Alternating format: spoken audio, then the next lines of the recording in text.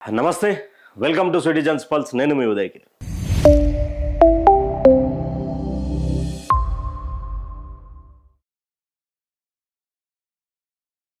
తెలంగాణ రాష్ట్రంలో అసెంబ్లీ చర్చ జరుగుతూ ఉంది, బడ్జెట్ సమావేశాలు జరుగుతూ ఉన్నాయి. దానికి సంబంధించినటువంటి విషయంలో ఒక్కొక్కరు ఒక్కొక్క మాట, అసలు ఎవరు ప్రతిపక్షం మీద మాట్లాడుతున్నారా లేదా తమ ప్రభుత్వ పక్షమై మాట్లాడుతున్నారా అర్థం కానటువంటి పరిస్థితి.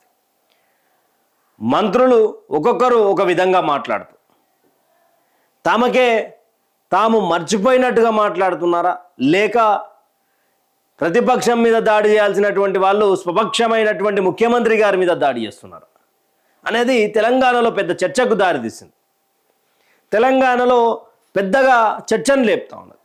కోమటిరెడ్డి గారు, శ్రీధర్ బాబు గారు ఏం మాట్లాడారు అసెంబ్లీలో అంటే, నిన్న కోమటిరెడ్డి గారేమో డైరెక్ట్గా టీపీసీసీ చీఫ్ మహేష్ కుమార్ గౌడ్ని తీసేయాలా, జీవన్ రెడ్డి గారికి అలా కాంగ్రెస్ పార్టీకి సంబంధించినటువంటి చాలా సీనియర్ నేత, 40 సంవత్సరాలుగా పార్టీకి కష్టపడ్డటువంటి నేత, అలాంటి నేత బయటికి పోవడం వల్ల ఇబ్బందికరంగా మారుతూ ఉన్నది అంటే ఆ యొక్క మాటలను ఏ విధంగా చూడొచ్చు అంటూ కూడా రాజకీయ విశ్లేషకులు మాట్లాడుతూ ఉన్నారు. మరోవైపు శ్రీధర్ బాబు గారు మాట్లాడుతూ ఏ మంత్రి అయినా ఏ ముఖ్యమంత్రి అయినా కాంగ్రెస్ పార్టీలో ఉన్నాము అంటే అధిష్టానం ఢిల్లీ పిలిచింది అంటే ఇమీడియట్గా ఉరుకులు పరుగులు ఉరకాలా, లేకపోతే పదవి ఉంటుందో పోతుందో తెలియని పరిస్థితి అంటూ కూడా ఆయన అయోమయంలో మాట్లాడినట్టుగా అనిపించింది.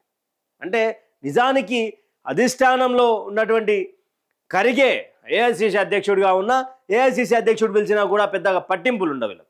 కానీ అదే రాహుల్ గాంధీ, అదే సోనియా గాంధీ పిలిచి నాన్న రారి, ఇక పైసలు తీసుకురారి, లేకపోతే ఏం జరుగుతుందో రారి అని చెప్పి అధిష్టానం నుండి తెలంగాణ మంత్రులకు కానీ ముఖ్యమంత్రికి కానీ కాల్ వచ్చిందంటే ఉరుకును పరుగున పెట్టుకుంటూ అక్కడికి చేరుకుంటారు. అంటే శ్రీధర్ బాబు గారు డైరెక్ట్గా చెప్పదలసింది ఏంటి అంటే, అధిష్టానం మాట వినకపోతే పదవి ఊస్ట్ అని చెప్పి మాట్లాడతారు. కాంగ్రెస్ పార్టీలో ఒకవైపేమో మంత్రి కోమటిరెడ్డి జీవన్ రెడ్డికి టీపీసీసీ ఇవ్వాలా, పెద్ద పదవి ఇవ్వాలని వాళ్ళు, తర్వాత ఇక్కడ శ్రీధర్ బాబు ఒక విషయం, ఇక్కడ మీనాక్షి నటరాజన్ ఇన్ఛార్జ్, ఇక్కడ మీనాక్షి నటరాజన్ గారిది మరోవే. అసలు రేవంత్ని ఇరకాటంలో పెట్టడానికి మంత్రులు ఇన్ఛార్జ్ మాట్లాడుతున్నారా, లేకపోతే పాత కాంగ్రెస్ కొత్త కాంగ్రెస్ ప్రభుత్వం ఏర్పడిన తర్వాత ఉన్నటువంటి కాంగ్రెస్ ఏదైతే ఉందో ఈ యొక్క కాంగ్రెస్ పార్టీ పూర్తిగా విభజించబడుతూ ఉందనే కోణంలో అధిష్టానానికి మంత్రులు ఎవరికి వాళ్ళు చెప్పే ప్రయత్నం చేస్తున్నారా అనేది తెలియాల్సినటువంటి పరిస్థితి. అయితే ఇక్కడ కోమటిరెడ్డి ఈరోజు కూడా అసెంబ్లీలో మాట్లాడుతూ జర నన్ను మాట్లాడిని జర నాకు అవకాశం ఇయ్యి అంటూ కూడా ప్రతిపక్షాలను అడుగుతున్నటువంటివి అంటే ఆయన మంచితనం కావచ్చు. అది ఒకవైపు బట్టి విక్రమార్క గారు తన సెల్ఫ్ గోల్ తనే వేసుకుంటా ఉన్నాడు. అసెంబ్లీ సన్నివేశాలలో మొత్తం కూడా ఒకసారి చూసుకుంటే పెద్ద ఎత్తున వన్ సైడ్గా మాట్లాడే అవకాశం ఉంటుంది. నిన్న కేటీఆర్ చెడు కూడా ఆడుకున్నాడు అనుకోవచ్చు. దోమలాబాద్ అని, దోమలాపూర్ అని, దోమలగుట్ట అని, మూసి మీద 3,972 అని ఇల్లు కూలగొడతామని, తర్వాత మళ్ళీ గెజిట్ 1437కి సంబంధించినటువంటి గెజిట్ రిలీజ్ చేసిరని ప్రభుత్వం దగ్గర ఏంది ఈ యొక్క సమాధానం లేదు. అక్కడ కాంగ్రెస్ పార్టీకి సంబంధించినటువంటి వాళ్ళు కానీ సీనియర్ నేతలు కానీ ఏమంటున్నారు, మాకే సఖ్యత లేదు, మళ్ళా ప్రతిపక్షానికి ఏం సమాధానం ఇస్తామనే మాట. అంటే శ్రీధర్ బాబు గారి మాటల్లో అంటే ఎవరైనా ముఖ్యమంత్రి అయినా ఇంకెవరైనా అధిష్టానం ముందు తల వంచాల్సిందేనా, తల వంచకపోతే పదవి పోతుందా, పదవి కోసం ఎంతవరకైనా తెలంగాణ కాంగ్రెస్ నేతలు దిగజారుతారా అనే ప్రశ్నలకు సవా లక్ష ప్రశ్నలకు ఈరోజు ఆజ్యం వస్తుంది. గతంలో ప్రధానమంత్రిగా ఉన్నటువంటి మన్మోహన్ సింగ్ గారిని చూసాం. మన్మోహన్ సింగ్ గారు ఇక్కడ ఎక్కడికి వచ్చినా కూడా సోనియా గాంధీ గారికి వెల్కమ్ చెప్పేటువంటి సందర్భాలు చూసాం. సోనియా గాంధీ గారికి పూలమాలలేసి ఆమెను ఆహ్వానించడం చూసాం. ప్రధానమంత్రిగా గతంలో మన్మోహన్ సింగ్ ఉన్నా కూడా ఇక్కడ పూర్తి నిర్ణయం సోనియా గాంధీ చేతుల్లో ఉండేదని చాలా రాజకీయ క్రూరవృత్తులు చెప్పినటువంటి సందర్భం. ఈరోజు శ్రీధర్ బాబు గారు కూడా అదే మాటలను నిజం చేయడానికి ఈరోజు అసెంబ్లీలో పలికాడా అంటే అవుననే సమాధానం వినిపిస్తూ ఉంది.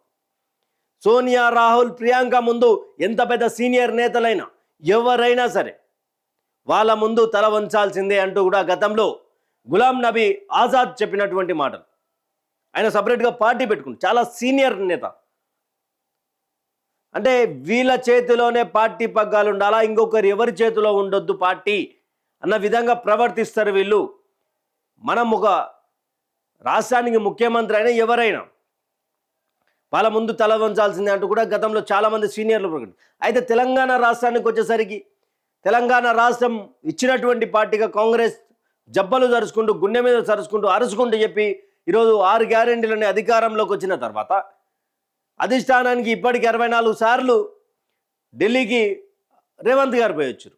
కానీ ఏమన్నా అభివృద్ధి జరిగిందా అంటే ఆర్థిక వ్యవస్థ కుప్పకూలిపోయింది. ఇది 6 గ్యారెంటీలు ఇప్పటి వరకు ఎవరికి అమలు కాలే, ఒక మహిళా బస్సు పథకం తప్ప.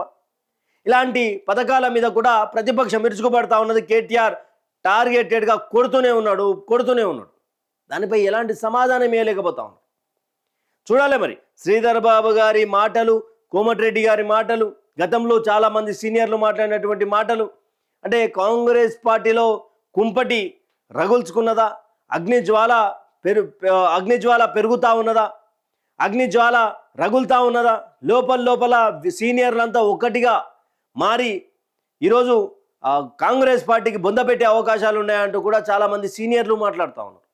ఎందుకంటే అసెంబ్లీలోనే భిన్న స్వరాలు వినిపించడం ఇదే మొట్టమొదటిసారి. అంటే గతంలో వినిపించినా కూడా ఇంత భిన్న స్వరాలు వినిపించలేదు. రేవంత్ రెడ్డి సీటుకు ఏమైనా ఎసరు తగలనుందా? రేపే ఉగాది రోజు తర్వాత రాజకీయం ఏమైనా కాంగ్రెస్ పార్టీలో మారనున్నదా అనే ప్రశ్నలకు సమాధానాలు వెతికే ప్రయత్నంలో తెలంగాణ సమాజం పడ్డది. కాంగ్రెస్ పార్టీ సీనియర్లు కూడా ఇదే ఆలోచన చేస్తున్నట్టుగా రాజకీయ విశ్లేషకులు చెప్తా ఉన్నారు. మరి చూడాలి రేవంత్ సర్కార్ ఉగాది తర్వాత మరొక ముఖ్యమంత్రి పేరు ఏమైనా బయటపెట్టనున్నదా, లేకపోతే కాంగ్రెస్ సీనియర్లందరినీ కూడా కూర్చోబెట్టుకొని మాట్లాడే సందర్భం ఏమైనా కనిపిస్తుందా? మీ యొక్క అభిప్రాయాన్ని కామెంట్ సెక్షన్లో కామెంట్ చేయండి. Thank you for watching. Stay tune with citizens pulse.